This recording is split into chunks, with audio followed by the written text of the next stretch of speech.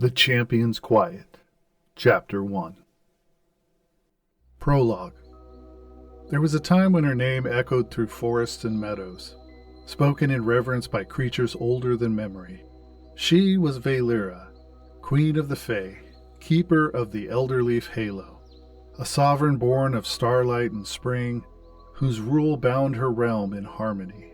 She kept her kingdom in peace and helped her people have abundance for hundreds of years. And now she was gone. Her throne was taken, the crown unseated, not in fire or betrayal, but in silence. Her people scattered, her name faded. The Fae wandered silently in the forests, leaderless, and her kingdom bent beneath the will of another king. Yet Vaelira lived on. She walked the realms, not as a ruler, but as a wanderer. While others saw stars, she saw the tiny seams between the world. She crossed those tiny gateways quietly. And Earth, loud, ragged, and electric, imperfect Earth, called to her. She has walked among us for decades now, learning our language, our humor, our fashion. On this side of the veil, she is simply Sandra, a petite woman in denim jeans and leather boots, easy to overlook, mistaken for a girl by those who would judge by size alone. But Vaelira is no girl. Her face is youthful, yes, yet timeless. Her eyes carry the burden of centuries. She comes here, on occasion, to disappear, and plan her return to her throne. But this time, she was followed. Traydon, Baron of the Northward clans. He was no fool, and he was no beast, although he looked like one.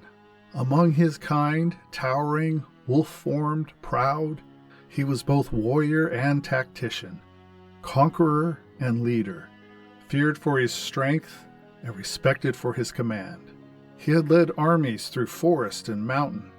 His victories shaped borders in blood and fury, and yet even Traydon bowed to myth. He believed an old rumor. He was twisted by ambition. He was convinced that if he took the Queen of the Fae in body and broke her in death, her ancient magic would flow into him, that her power could become his own.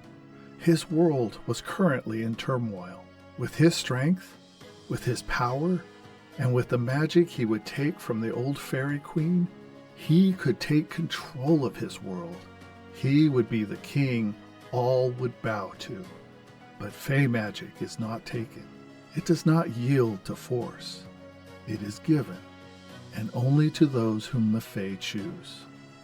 Traydon crossed the veil with a relic of his people, a staff, a red ancient hardwood, etched in runes, crowned at both ends with tarnished gold. It could shrink to a whisper across the back or stretch spear length into a blink of an eye. Beautiful, deadly, it was his key to the Earth realm and his trusted weapon. He came to wield it against her. Instead, it would choose another master. Scene 1. Thurston Fleishman walked down the same path every day during his lunch hour. Not out of habit, but out of defiance. 1.5 miles round trip. A simple loop down the riverbank and back. It was his little protest against the gray hum of industrial life and the soul-sucking familiarity of his work at Starford Industrial. He wasn't poor, and he wasn't rich. His job paid well enough, but his office sat tucked back alongside the city's industrial belt. Concrete walls, humming machines, a river that looked more like runoff than nature.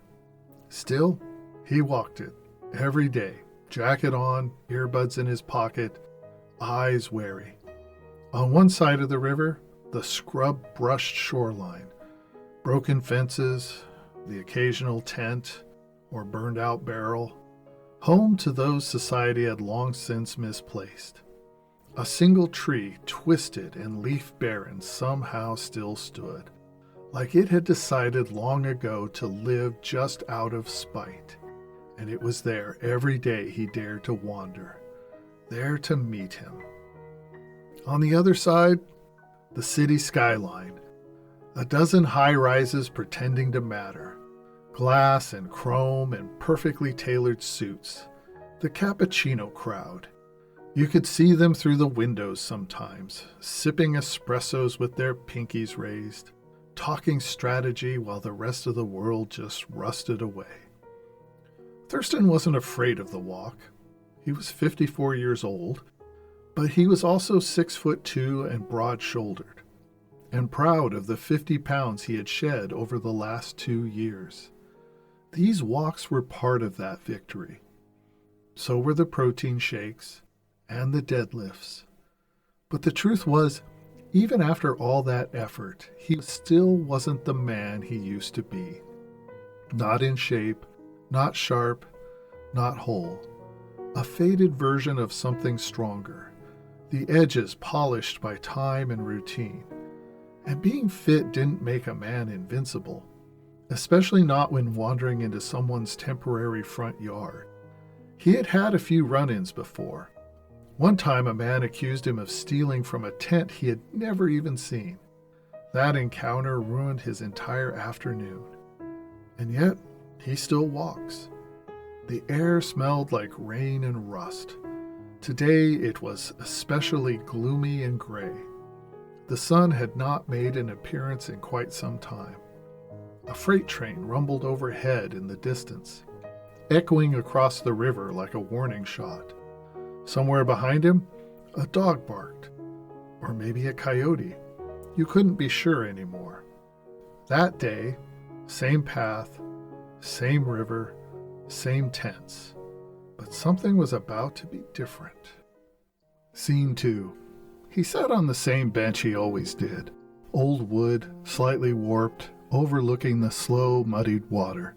Somehow the birds had failed to ever land an effective poop shot onto the bench, so he felt right sitting there. From there, the whole city looked like a painting done in tired gray, dirt brown, and muted green. This was the halfway point of his walk. Time to breathe, time to reflect, and often a time to contemplate a dream or two. Thurston laced his fingers, elbows on his knees, and stared across the river. From this angle, the skyline looked sterile and distant, a world of glass elevators and rooftop meetings. He wondered what it felt like to never spill coffee on your tie, to never walk past a tent or pretend you didn't see the man watching you inside. There was pride in the walk he engaged in. It marked distance. Distance from the office, distance from pressure, distance from the feeling that every day was just a slightly worse copy of the last one. Sometimes he imagined this was all a movie. He was the quiet man, the one with a story that nobody knew, a man on the edge of something big. And whatever that was, well, it was a mystery. He had read books like that when he was younger, paperback fantasy novels with brooding covers and titles like The Crownless King or Echoes of the Hollow Realm. There was always some forgotten hero who turned out to be more important and pivotal than anyone expected. But that was fiction. This was what? Well, it was not him, that's for sure. 37 minutes into a lunch break. He checked the time, exhaled, and stood. How did that song go? Freedom's just another word for nothing left to... Scene 3. The sound hit him just as he turned off the path. A voice, sharp and ragged. It carried on the wind from underneath the bridge ahead. He stopped, didn't move, didn't blink, just stood there, frozen and listening. It wasn't unusual to hear yelling down here. Arguments flared up from time to time over turf, over stolen goods, over nothing at all. A lot of mental illness ran rampant down here. It made for a lot of imaginary people and the crimes that imaginary people tend to commit. He'd learned to tune most of that out. Just keep walking. Don't engage. But something about this felt different. The cadence was wrong. The tone, it was urgent, desperate. He shifted his weight, 1 foot back. His hand drifted to the phone in his coat pocket, but didn't pull it out. A beat of silence. Maybe the conflict was over. Nothing to worry about. Nothing to see here, folks. Then, more shouting, clearer now, echoing from beneath the steel trusses of the old bridge. A second voice, deeper, guttural, not angry, something else. It was commanding. Thurston's stomach tightened. This was starting to feel like that day. The one where he had been screamed at and followed halfway back to work by a man convinced that Thurston had ransacked his tent. That day had burned. It left him embarrassed and tense for hours afterwards. And now, a scream. High, piercing. It was female. There was no mistaking it. And in that split second, Thurston stopped thinking and started acting. His body moved. He broke into a run. Scene 4. The screen was the kind that stopped time. It didn't trail off like surprise. It tore through the air with a jagged edge, the sound of someone who knew pain was already on its way. Thurston's legs were moving before his brain even caught up. He didn't plan it, didn't weigh options or consider risks. There wasn't time to remember the self-help books or the stories about being a hero. He just ran, and from the perspective of a logical person, he was running the wrong way. Loose gravel scattered beneath his shoes as he sprinted toward the bridge. The air around him thickened with tension, like the world itself was holding its breath. His coat flared behind him, snapping with each stride. His heart was pounding so hard it felt like someone was drumming inside his chest. He was 54 and was never made for running. He hated running. Something terrible was happening, that much was clear. But he couldn't see it, not yet, not until he crossed the final bend in the path and the bridge came fully into view.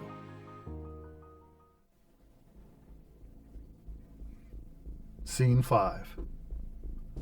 Thurston came around the bend fast, lungs burning, heart hammering like it wanted out of his chest. And then he stopped hard, because what he saw was just plain wrong. It was impossible.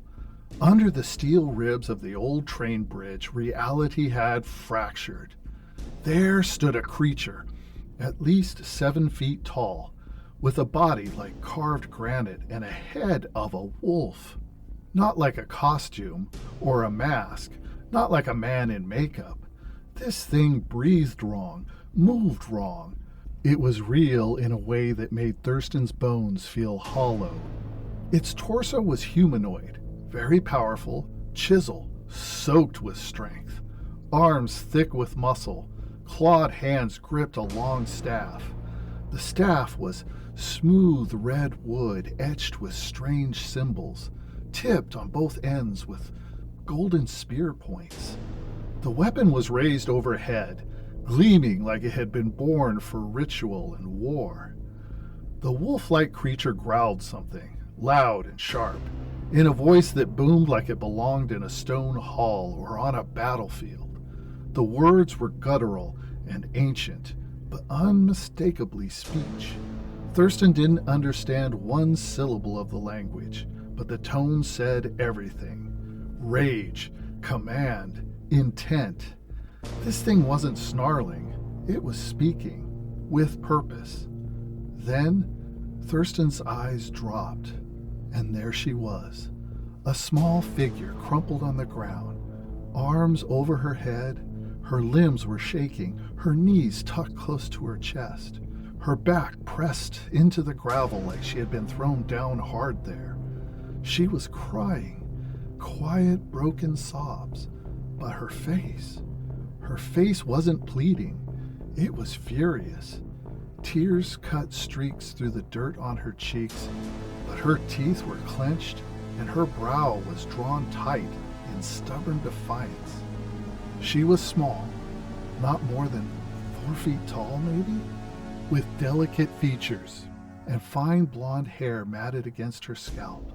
Blood-stained one shoulder, her entire frame looked like it could fold into a suitcase, and yet pointed ears, long and unmistakable. Elven? Fae? Vulcan? Thurston's breath caught. It's not like ears were the strangest thing he had just witnessed. After all, he was staring at a wolfman.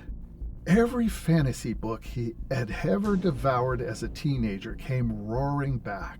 Fae, magic, something older than myth and far more real. This woman, this girl, she wasn't from here, and she was about to die, unless he did something. Scene 6.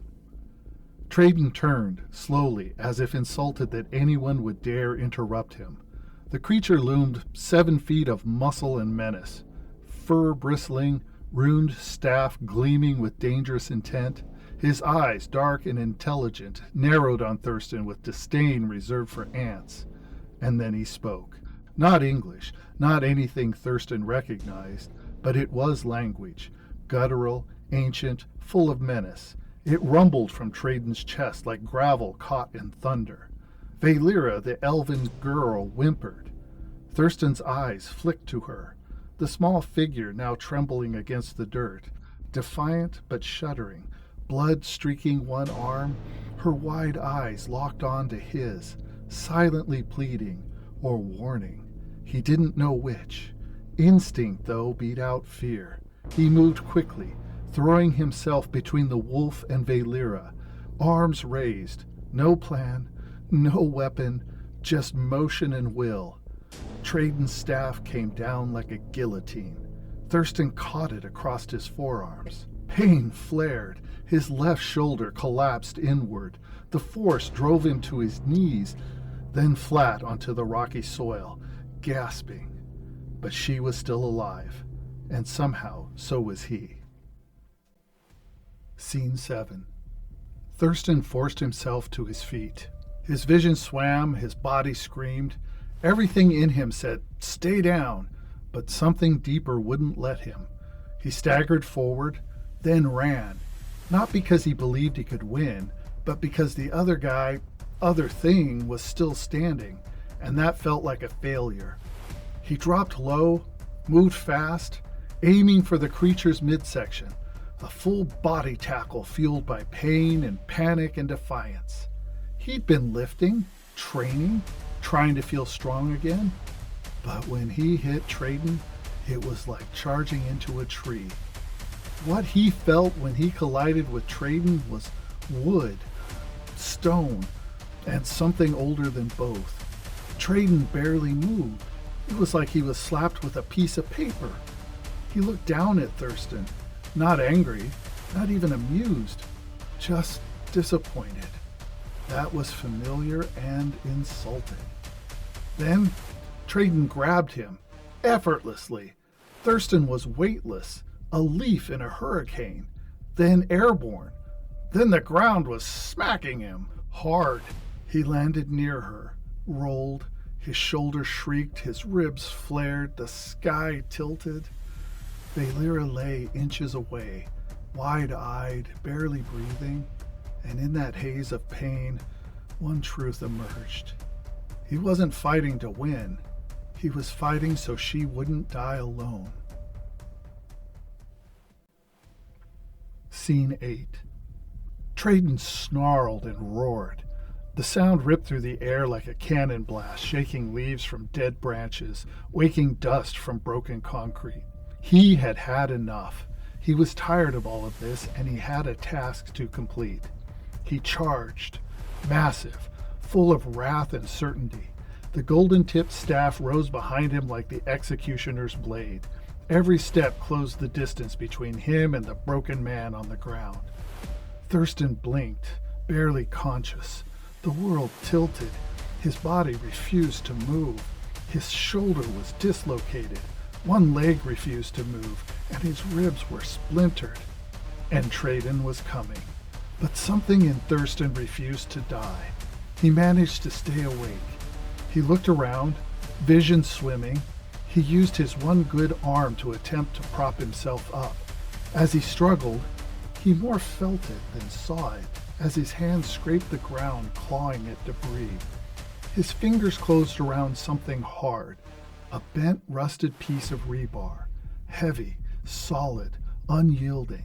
He dragged it towards himself, set one end against the earth, tilted the other end up, both hands braced with what strength he had left. Traydon didn't see the rusted rod, and his rush never slowed. 10 feet, 5, 2. Thurston struggled, keeping the rebar in the air. He actually dropped it when Traydon was almost on top of him. Somehow he used his one functioning leg to lunge backwards, thus elevating the rebar back into the air. His one good working arm held on with every last bit of will he had left inside of him. And then, impact. Traydon was shocked as he hit the merciless remnant of old construction. Traydon felt fiery pain before he was able to bash Thurston out of existence. He drove himself onto the rebar with the full force of his own fury. The metal sank deep into his torso, punching through flesh and muscle and something black beneath. A gasp broke from the creature's throat, sharp and wet. He staggered, and for the first time, he looked unsure. Thurston stared up at him, breathless, stunned. Traydon tried to speak, but all that came was a long exhale. Not a death rattle, something worse. A breath that carried meaning, a breath that found Thurston. Traydon collapsed forward, massive frame slumping, still impaled, his eyes dark, ageless, almost human. They locked with Thurston's one last time. Then the light in them faded, and everything changed. Scene 9. Traydon slumped forward, unmoving, his great weight pressed into the rebar, now darkened with blood and something thicker, not just fluid, but essence. Whatever he had been, it was no longer whole. Thurston didn't move. He couldn't. The breath had left the creature, but the air had not stilled. It curled, shifted, trembled. There was a light of gold rising from the wolf caught in the moving air. The wind and light, soft and strange and silent. It was something ancient, a mystical breath that didn't pass through or over Thurston, but into him. His back arched. A sudden heat swirled in his gut, not like fire, more like trapped light, a warmth that burned without flame. He gasped. His eyes rolled back, and in that second he saw something that was not there.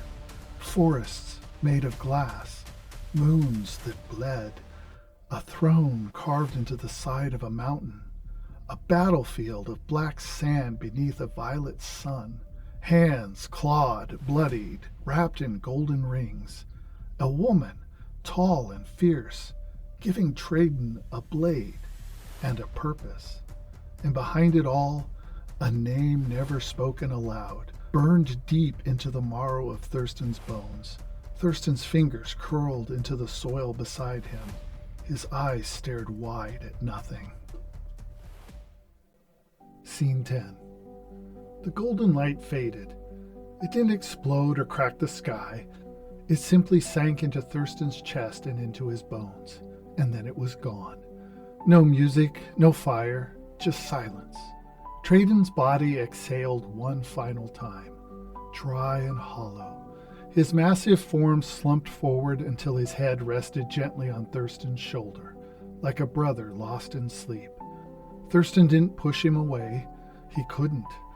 The staff rolled from Traydon's hand unnoticed by Thurston. Thurston's eyes were open, but they didn't blink. He wasn't looking at the broken concrete, and he wasn't looking at her. He was looking inward. He was seeing Traydon's life in flashes. War, frost, betrayal, pride, 1,000 years of strength and sacrifice pulsing through his own fragile chest. He was feeling a history that wasn't his, becoming part of who he was. He didn't know what he was now. He only knew he would never be what he was before. Footsteps crunched through the gravel behind him, light, barefoot, hesitant. Vaelira dropped to her knees beside him. She picked up the staff, which oddly appeared much smaller now. She didn't speak, didn't touch him. She just sat there, quiet, eyes full of knowing. They were beyond words now. Two strangers bound by blood, by violence, by something deeper neither could name. Thurston's breath became shallow, but steady. His eyes were closed now. Vaelira's were not. She watched the sky. They lay there together, surrounded by concrete, blood, and the sound of the passing river, a river that seemed to have someplace better to be.